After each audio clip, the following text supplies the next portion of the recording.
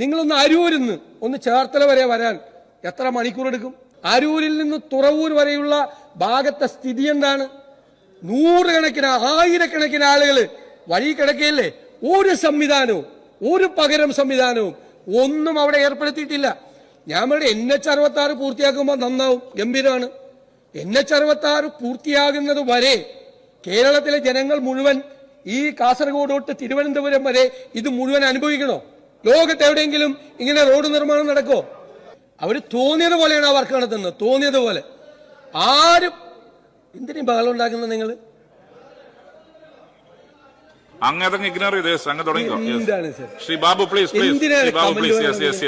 ഇതൊരു പ്രധാനപ്പെട്ട കാര്യം, എല്ലാവരെയും ബാധിക്കുന്ന കാര്യമല്ലേ?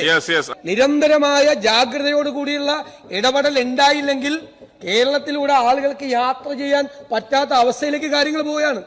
തിരുവനന്തപുരത്തുനിന്നൊരു കാർ എറണാകുളത്തെത്താൻ 7 മണിക്കൂർ 8 മണിക്കൂർ എടുക്കുകയാണ് യാത്ര ചെയ്യാൻ വേണ്ടിയിട്ട്. ഈ ഹൈവേ തീരുന്നത് വരെ അങ്ങനെ പോയാൽ മതിയോ?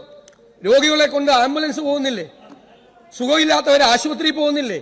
കുട്ടികൾ സ്കൂളിൽ പോകുന്നില്ലേ? ആളുകൾ ജോലിക്ക് പോകുന്നില്ലേ? ഹൈവേ തീർന്നിട്ട് യാത്ര ചെയ്താൽ മതിയോ കേരളത്തിൽ? അപ്പൊ അതിന് ബദൽ സംവിധാനം സംസ്ഥാന സർക്കാർ ഇടപെടണം. ഇത്രയും ക്രിയാത്മകമായ നിർദ്ദേശങ്ങൾ കൂടി, എല്ലാവരെയും ബാധിക്കുന്ന നിർദ്ദേശങ്ങൾ കൂടി കൊണ്ടുവരാൻ വേണ്ടിയിട്ടാണ് ഞങ്ങൾ ഇതിന് നോട്ടീസ് കൊടുത്തത്.